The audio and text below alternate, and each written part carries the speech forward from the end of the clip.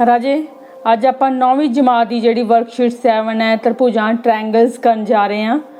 तो ये अपने कोल की है, पहला क्वेश्चन दिता है एक त्रिभुज विच डैश भुजावां अते डैश कोण हुंदे है। राजे हमें पता है कि एक त्रिभुज जिहड़ी हुंदी है 3 भुजावां की बंद किरती हुंदी है। इहदियां 3 भुजावां देखो 3 भुजावां की बंद किरती 3 भुजावां हो गए तो 3 ही कोण हो गए।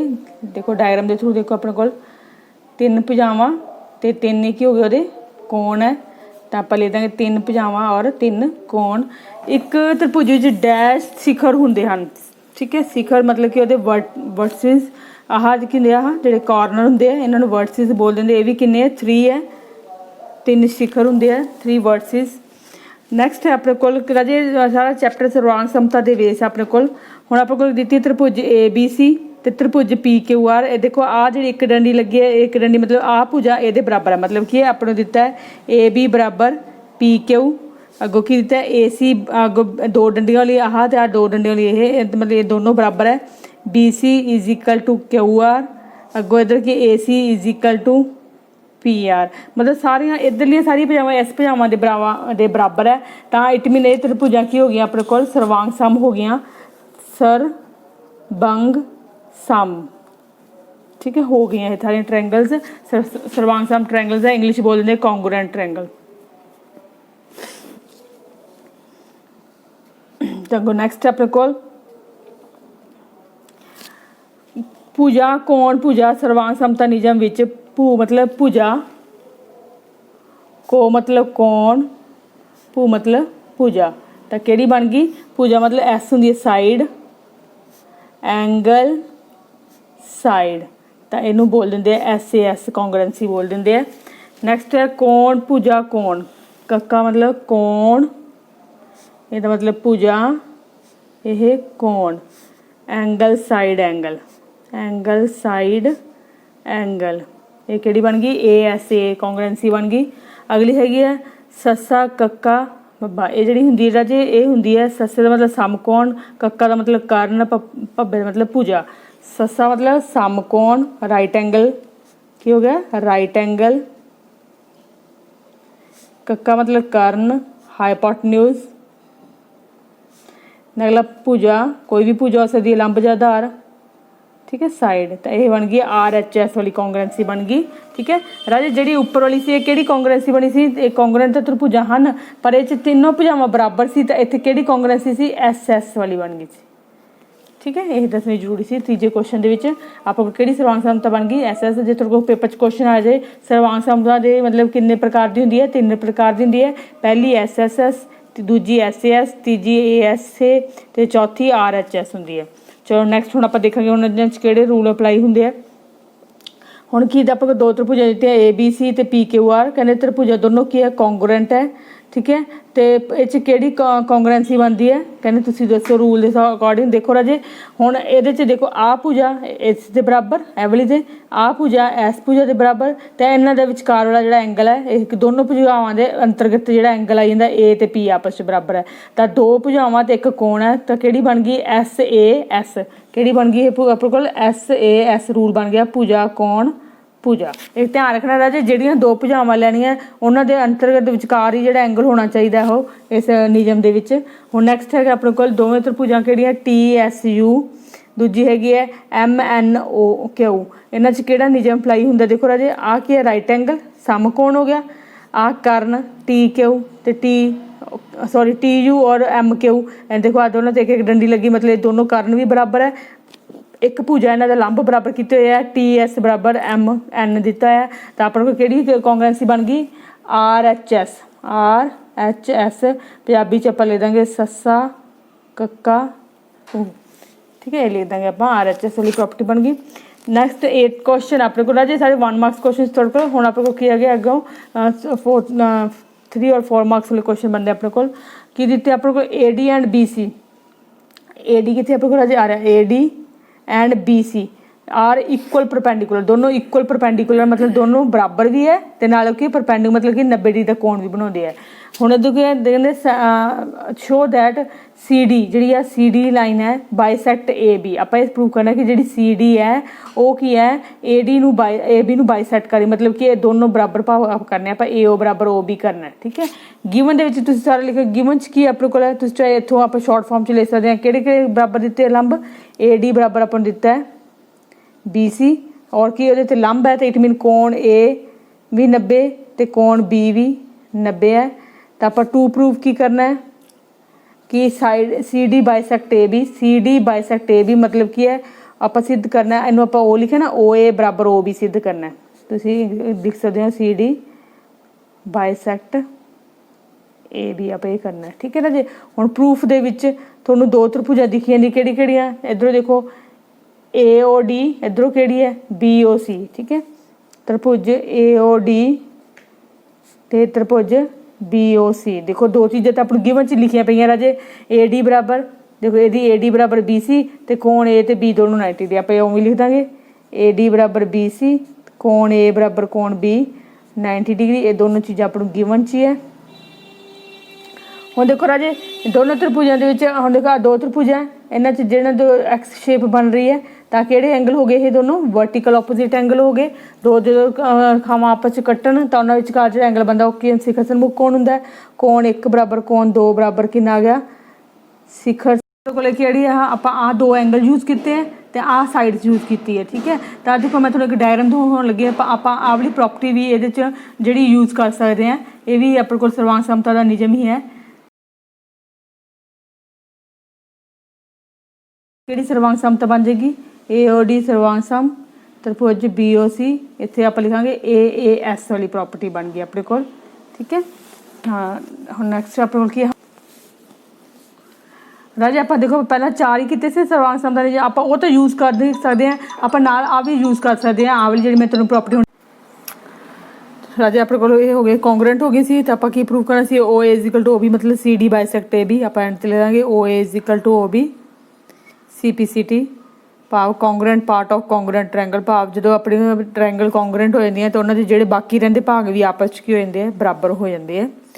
नैक्सट क्वेश्चन है 9th, कहते angle B greater than angle ना less than angle A, angle C less than angle D, तो आप प्रूव करना है A D less than B C. ठीक है, आ राजे गिवन हो गया आ अपने को की आप प्रूव करना है। हुण आप प्रूफ दे विच सबूत दे विच करांगे अपने को देखो एंगल ए ग्रेटर दैन मतलब कि है बी है ओपोजिट लिखांगे तो एंगल डी ग्रेटर दैन सी है। तो आप कीता है कि वड्डे कोण की सामणी भुजा वड्डी हुंदी है। ठीक है, वड्डा कोण हुण अपने को ए त्रिभुज बनी जाती है ए ओ बी, ये त्रिभुज किहड़ी बनी जाती है डी ओ सी। ठीक है, हुण वड्डा कोण किहड़ा ए वड्डा कोण है, ए वड्डे दे कोण की सामणी भुजा किहड़ी है ओ बी। ठीक है, तो it mean O B greater than की तो बी की सामणी भुजा किहड़ी है ओ ए, तो आप लिख देंगे वड्डे कोण की सामणी भुजा वड्डे कोण की सामणी भुजा वड्डी हुंदी है भुजा वड्डी हुंदी है greater angle has opposite side greater. ठीक है, greater angle has opposite side greater और सेम अगली भी रीजन यही है डी अपने को की ग्रेटर है एंगल डी के सामने वाली भुजा किहड़ी है ओ सी तो सी के सामने वाली किहड़ी है ओ डी, मतलब कि है ओ सी ग्रेटर दैन ओ डी। इत्थे सेम रीजन यही लिखांगे उपर वाला ही आप कि है वड्डे कोण की सामणी भुजा वड्डी हुंदी है, इनू नंबर 1 दे देंगे इनू नंबर 2 दे देंगे, ऐड करांगे जोड़ांगे 1 ते 2 नू जोड़न ते आप इधरले अलग जोड़ लांगे सज्जे पासे अलग तो खब्बे पासे अड्ड जोड़ लांगे ओ ए प्लस ओ डी। हुण ओ ए तो ओ बी तो ओ सी नू ऐड करन ते बन गया पूरा बी सी तो उन्होंने ऐड करन ते बन गया ए डी। तो आप यही प्रूव करना सी कि A D less than B C A D less than B C है तो हाई आप प्रूवड करना सी प्रूवड हो गया अपने को। ए बी एक रेखाखंड है पी इज द मध्य बिंदु है, पी मध्य बिंदु है राजे मतलब की है आ साइड इक्वल टू आ side A P is equal to P B है। अगों कहते डी ई रेखाखंड ए बी दे एक पासे 2 बिंदु हैं डी ते ई ए बी दे जिहड़े की है एक पासे दे 2 बिंदु हैं जिस विच कोण बी बी ए डी आह कोण बराबर है A B E A BE आ कोण आपस च बराबर है। देखो देखो अपने कोल आ भुजा ये बराबर है, आ कोण ये बराबर, दो चीज़ां तो अपने मिल गई। अगों एक होगी बराबर PB, एंगल की है BAD is equal to angle ABE, भाव यही है मतलब angle A is equal to angle B है। तो मतलब आप शॉर्ट फॉर्म च भी ले सकते हैं, angle A is equal to angle B भी है। दो चीज़ां हो गई, अपने थर्ड भी दी है EPA मतलब आह वाला एंगल, ठीक है। अगलों की है DPB आह एंगल, ये भी आपस च बराबर है। तो आप हुण ये की है जो आप की है जे आप आ त्रिभुज लवांगे, देखो राजे मैं तो ड्रॉ कर रही हूँ पैन नाल ही, वो देखो आ एंगल भी आ गया, ए एंगल भी आ गया, भुजा भी आ गई AP। तो जो आप जो साइड आह लवांगे कंप्लीट करांगे तो ये आ रहा जो पूरा एंगल आ रहा, आ पूरा एंगल। तो अपन दिता निक्का जिहा आह पार्ट दिता है, तो अपन जो इनू बराबर करने लिए अपन एदा कंप्लीट एंगल चाहिए। जो हुण मैं इधरों त्रिभुज लूँगी, देखो राजे मैं इधर भी ड्रॉ कर दी है, देखो ABP भुजा भी आ गई, ठीक है, B कोण भी आ गया। जो मैं ए वाली ट्रायंगल लूँगी तो ये भी आ पूरा एंगल आ रहा है। हुण जो आप आ निक्के एंगल तो आप दिते किहड़े एंगल की कमी आ, विच वाले एंगल की कमी है। तो आप इन्हां दोवां एंगलों की जोड़ देंगे, आ विच वाला एंगल जोड़ देंगे। आप इथों नाम दे देने राजे, सौखा हो जाऊगा आपको कोल। आप इनू नाम दे देने आ एक एंगल है तो आ दो है, तो आ इनू आप दे देने 3, ठीक है। आप लिखांगे पहला अपन गिवन की है, आप दिता है EPA is equal to DPB पाव angle 1 is equal to angle 2 है, यही है ना दिता है, मैंने नाम देता 1 तो 2। तो आप हुण आ विच 3 ऐड कर देंगे, ऐड एंगल 3 बोथ साइड, दोनों पासे एंगल 3 ऐड कर दो। Angle 1 plus angle 3 angle 2 plus angle 3 ये बन गया ना अपने को। हुण देखो राजे एंगल 1 तो 3 आ पूरा एंगल की बन रहा है APD, केड़ा बन रहा है APD। तो 2 ते 3 केड़ा बन रहा है 2 ते 3, देखो BPE केड़ा बन रहा है BPE, ध्यान नाल देखो इस तरह BPE आ बन रहा, इधरों की बन रहा सी APD। हुण अपने कोल की आ गया, पहली चीज़ आ गई, सैकेंड नंबर वाला भी आ गया, ठीक है, थर्ड भी आ गया, तेरा एंगल। देखो अपने कोल आह देखो आ दोनों आ वाले दोनों एंगल तो उन्होंने जिहड़े अंतर्गत जिहड़ी भुजा आह वाली आ गई AP। तो किहड़ी प्रॉपर्टी बन जूगी अपने कोल ASA वाली प्रॉपर्टी बन जूगी, ठीक है। आह दोनों एंगल तो उन्होंने कॉरस्पॉन्डिंग जिहड़ी आ वाली साइड आ गई। तो दोनों त्रिभुजा किहड़ी सी अपन लिखियां सी AP ते D, त्रिभुजा किहड़ी सी APD, सर्वांग सम हो गई किहड़ी दे त्रिभुज दे BPE दे, किहड़ी त्रिभुज दे BPE। आपां यही करना सी, उल्ट करके लेता DAP लेता EPB आप उस तरह लेता, ठीक है। मतलब दोनों का एक सेम टू सेम है, तो चाहे ही लिख लो DAP कॉन्ग्रुएंट EBA, सेम वही चीज़ है राजे। तो आप कि कॉन्ग्रुएंसी बन गई ASA। तो राजे गिवन तुम राजे मैं थोड़ा दसना बन गई गिवन इतने तक लिखना है, प्रूव करना है तो अगो आह प्रूवड आह अपने वाले, ठीक है, प्रूफ कर रहे हैं आप। तो हम इतने स्टार्टिंग से तुम जो प्रूव करना वो आप लिख सकते हैं, कि चीज़ प्रूव करनी आप ट्रायंगल लेंगे DAP एंड कि ट्रायंगल है EBP, आप आ दोनों ट्रायंगल लिए। उस बाद आप देखो मैं सारा क्वेश्चन वेख के किया, बस तुम राजे इनू उस बाद लिख के आप दोनों ट्रायंगल कॉन्ग्रुएंट हो गए, कि कॉन्ग्रुएंसी बन गई ASA वाली बन गई। तो एंड से की लिख देंगे, देखो AD कि भुजा ये होंगे, देखो AD ये आ रहा है, अगो BE भी इस ट्रायंगल दोनों आ रहा है। तो आप लिख देंगे AD is equal to BE CPCT, corresponding part of congruent triangle की रेंदे है जे त्रिभुजा सर्वांग सम होता ਉਹਦੇ ਰਹਿੰਦੇ ਭਾਗ भी बराबर हो जाते हैं। हुण अपने कोल की अगला 11वां क्वेश्चन है, समकोणी त्रिभुज अपने कोल ABC जिस A कोण की है 90 डिग्री का है, तो अपन दिता है AB is equal to AC दिता है, दोनों भुजावां बराबर है। 11th क्वेश्चन आप की दिता है कि समकोणी त्रिभुज विच कोण A 90 डिग्री है। देखो मैं समकोणी त्रिभुज बनाई जिस A कोण 90 डिग्री है, कोण अपन नाल दिता AB बराबर AC है, आ भुजा बराबर ए है। तो आप कोण B ते C पता करना है, ठीक है। हुण आप समकोण दिता है तो आप भुजावां की बराबर है AB बराबर AC, ठीक है। तो आप की प्रॉपर्टी की बराबर भुजावां दे की हुंदे आ कोण बराबर हुंदे आ। जां आप उवें करिए कि AB दे सामने वाला कोण किहड़ा है C, तो AC दे सामने वाला कोण किहड़ा B, ये कोण बराबर होणगे, ਜਿਹੜੇ ਭੁਜਾਵਾਂ ਬਰਾबर है उन्होंने आमो सामने वाले कोण भी होंगे आपस में बराबर होंगे। तो कोण B बराबर C आ गया। तो आपको पता त्रिभुज के 3 कोणों जोड़ कितना होंदा है 180 डिग्री, कोण ए जमा कोण बी जमा कोण सी बराबर 180 डिग्री।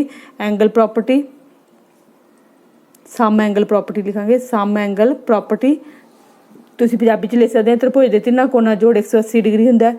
कोण ए दी थां ते 90 भरता, बी दी थां ते मैं बी लिखता, सी ते बी बराबर है तो मैं थां ते भी बी लिखता। तो ये 2 बी आ गया अपने को, 180 चो 90 घटाए तो 90 रह गया। कोण बी कितना आ जाऊगा 90/2, 2 नाल भाग किता कितना आ गया 45 डिग्री। जे बी 45 है तो राजे दोनों सी बराबर सी ना, तो सी भी कितना आ गया 45 डिग्री आ गया। ये अपने को कोण आ गए। नैक्सट है अपने को दिता है एक त्रिभुज ए बी सी, सम दो भुजी त्रिभुज है कि दिता अपने को त्रिभुज ए बी सी, सम दो भुजी त्रिभुज है मतलब ए बी बराबर ए सी है, जिस विच ए पी लंब हैगा B C they, A P लंब हैगा बी सी दे। तो कहते दसाओ कि कोण बी बराबर किहदे है सी दे। ये गिवन तुसीं इत्थे तक लिख लोगे, ठीक है। तो आपां ये लिख लांगे आपां सिद्ध करना। हुण सबूत दे विच तुहानूं 2 त्रिभुजां दिख रही किहड़ी त्रिभुजां दिख रही राजे ए बी पी ते दूजी किहड़ी है A C P, A B P इधर ए सी पी, ठीक है। हम देखो अपन आह चीज़ दी हुई है ए बी बराबर किहदे है ए सी दे, ये गिवन है। हुण अपने ये भी दिता लंब भी हैगा, तो इट मीन कोण 1 ते 2 दोनों की हो गए इधरों 90 डिग्री, ये भी गिवन है कि दिता है लंब है। तो सांझी भुजा किहड़ी होगी ए पी बराबर ए पी सांझी भुजा, ठीक है राजे। तो हम देखो आप किहड़ी लिया आह दोनों भुजावां लिया आपां ना राजे, एक वो बन गया अपने को आ कर्ण हो गया, आह लंब हो गया, ठीक है। तो 90 डिग्री का कोण हो गया अपने को। तो किहड़ी प्रॉपर्टी बन सर्वांग समता वाली बन गई अपने को RHS, किहड़ी बन गई RHS। तो हुण इस बाद की ले देंगे कोण बी बराबर कोण सी CPCT, यही आप प्रूफ करना सीगा, ठीक है। ये अपना प्रूफ हो गया राजे। 13 क्वेश्चन जीता है गिवन डायग्राम च AO बराबर OB ये इक्वल दिता है, OC बराबर OD ये इक्वल दिते हुए है। तो आप सिद्ध करना कि दोनों त्रिभुजां जिहड़ियां हैगियां सर्वांग साम, ते नाल ये प्रूव करना है AD पैरेलल टू BC ये प्रूव करना है राजे। गिवन तक लिख लोगे तुसीं, अगवा टू प्रूफ लिख दोगे।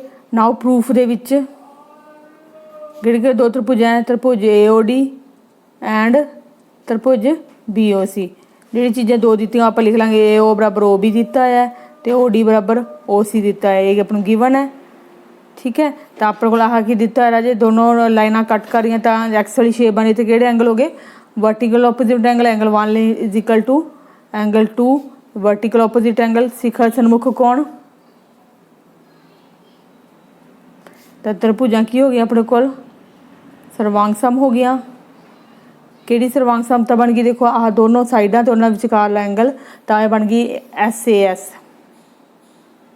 ये वाली प्रॉपर्टी बन गई अपने को सर्वांग समता की। तो उस बाद आप की करना है कॉन्ग्रुएंट तो हो गया, आप प्रूव करना है AD is equal to BC।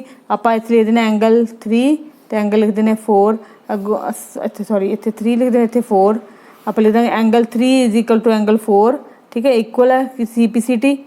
पर आप लिख देंगे पर यह किहड़े कोण बन जाते हैं राजे बराबर भी है, तो पर यह कोण किहड़े पर यह एकांतर कोण हैं, जे एकांतर कोण हैं तो बराबर है, तो इसलिए लाइनां की हो गई पैरेलल हो गई।